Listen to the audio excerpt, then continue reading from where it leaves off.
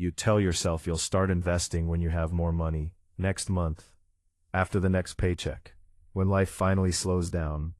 But somehow, that day never comes.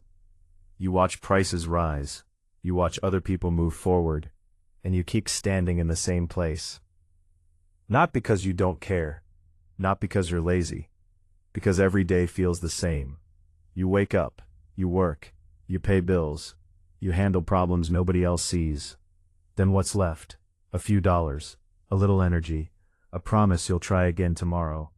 And tomorrow becomes next week becomes next month, and without realizing it, years begin to disappear. The hardest part isn't being broke, it's watching time move faster than your progress. It's opening your phone and seeing stories of success. People building wealth, people buying freedom, people creating options, while you feel like you're running in place. The worst part? You know you're capable of more. You can feel it.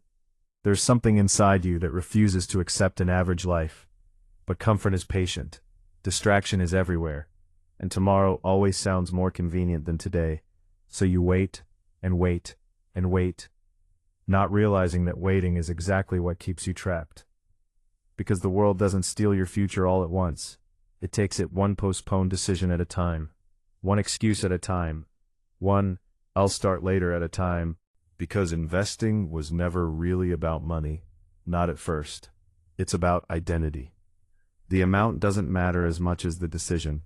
The moment you decide your future deserves something from you today. The moment you stop seeing yourself as someone who hopes, and start seeing yourself as someone who acts. Even when it's uncomfortable. Even when nobody notices. Even when the result feels invisible. That's where power begins. Not in your bank account, in your standards. Because discipline isn't punishment. Discipline is self-respect.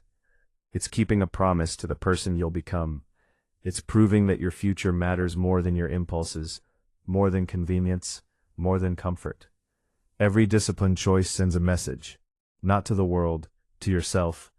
A message that says, I am in control, and control becomes confidence. Confidence becomes momentum. Momentum becomes freedom.